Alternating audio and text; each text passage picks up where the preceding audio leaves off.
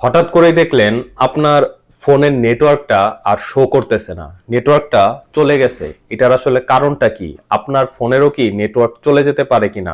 তো আপনারা জানেন, গত বছরের নভেম্বর ডিসেম্বরের দিকে বেশ অনেক জোরালো আন্দোলন হয়েছিল এই ব্যবসায়ীদের পক্ষ থেকে। তারা এনইআই এর যে নিয়মগুলো নিয়ে আসতেছে, সরকার যেগুলো ইমপ্লিমেন্ট করতেছে, এটার বিরুদ্ধে অনেক কথা ছিল, অনেক বিরোধিতা ছিল এই ব্যবসায়ীদের পক্ষ থেকে। তো সেটার ইমপ্লিমেন্ট হওয়ার পরপরই আমরা দেখেছিলাম বিটিআরসি এর যে ভবন ছিল সেটাতে কিন্তু বেশ ভালো পরিমাণে ভাঙ্গাভাঙ্গি হয়েছে, এবং ব্যবসায়ীরা কিন্তু এখন পর্যন্ত এটার বিরোধিতা করতেছে।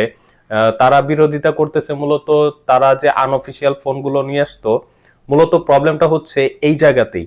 তারা আনঅফিসিয়াল ফোনগুলো আর আগের মতো করে সেল করতে পারবে না। তো এখন প্রশ্ন হচ্ছে, এনইআইআর অ্যাক্টিভ হওয়ার পরে অনেকের ফোনের কিন্তু নেটওয়ার্ক চলে গিয়েছে। তো আপনার ফোনের নেটওয়ার্ক চলে যাবে কিনা এটা আপনি খুব ইজিলি চেক করতে পারেন। তো এরপরে আরো বেশ কিছু প্রশ্ন আছে, বেশ কিছু কথা আছে, আমি সেগুলোতে পরে আসতেছি। তো এনইআইআর অ্যাক্টিভ হওয়ার পরে অনেকের ফোনের নেটওয়ার্ক চলে গেছে, এখন আপনার ফোনের নেটওয়ার্ক চলে যাবে কিনা এটা আপনি কনফার্ম হতে পারেন দুইটা স্টেপে। আমি আপনাদেরকে দুইটা স্টেপ বলতেছি। এক হচ্ছে, আপনারা ফোনের ডায়াল প্যাডে চলে যাবেন, ডায়াল করবেন *16161#। এরপরে আপনারা ওইখানে সেকেন্ড যে অপশনটা আছে সেটার মাধ্যমে আপনারা চেক করতে পারেন। সেটা চেক করার জন্য আপনাদের ফোনে যে আইএমইআই নাম্বার আছে 15 ডিজিটের, সেই 15 ডিজিটের নাম্বারটি দেওয়ার মাধ্যমে আপনি স্ট্যাটাসটা চেক করতে পারবেন। এবং অন্যদিকে আপনি ওয়েবসাইটের মাধ্যমেও চেক করতে পারেন, neir.btrc.gov.bd। এই ওয়েব অ্যাড্রেসে যাওয়ার পর আপনি সেম ভাবে আপনার ফোনের যে আইএমইআই নাম্বারটা আছে সেটা দিলে আপনি ইজিলি দেখতে পারবেন। তো আপনার ফোন যদি 1 জানুয়ারির পরে কেনা থাকে তাহলে আপনার ফোনের সিমের নেটওয়ার্ক চলে যাওয়ার চান্সেসটা অনেক বেশি।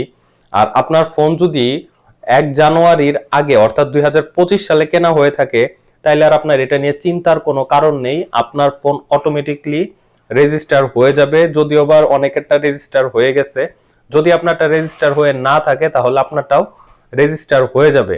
আপনারা যখন 16161# ডায়াল করবেন তখন কিন্তু আপনারা ফার্স্টে একটা অপশন পাবেন, সেই অপশন সম্পর্কে আমি আপনাদের সাথে একটু শেয়ার করি। তো সেখানে ডি রেজিস্টার নামে একটা অপশন আছে।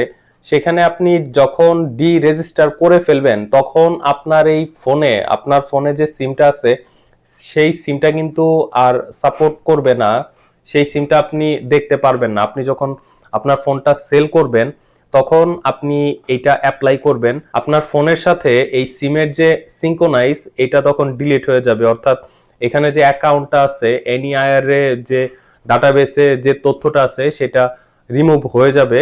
এরপর আপনি ফোন ইজিলি সেল করতে পারবেন।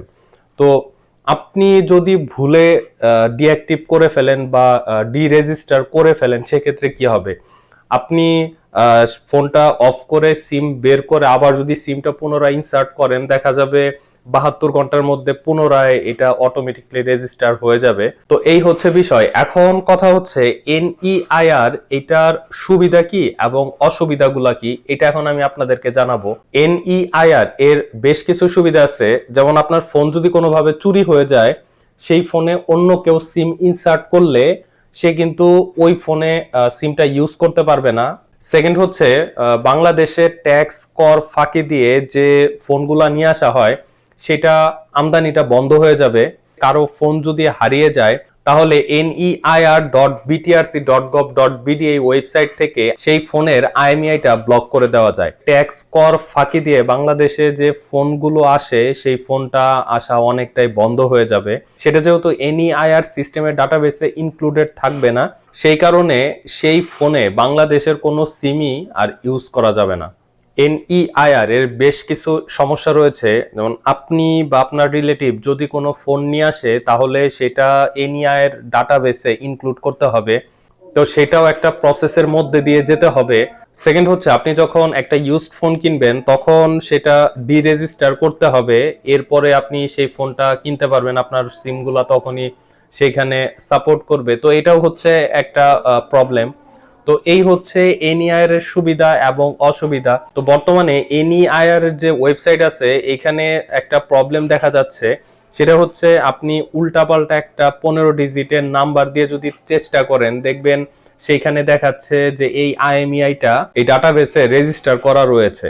তো এটা হচ্ছে একটা প্রবলেম, এবং সেই সাথে আরো একটা বড় সমস্যা হচ্ছে একটা আইএমইআই এর আন্ডারে বেশ অনেকগুলো ডিভাইস দেখাচ্ছে। তো এটা নিয়ে আমার পরবর্তীতে একটা ভিডিও থাকবে। তো এটা মেন একটা বিষয় হচ্ছে অনেকেই যে ইউজড ফোনগুলা সেল করে বিভিন্ন দেশ থেকে এনে, তো তখন কিন্তু ওইটার আইএমইআইটা ক্লোন করে।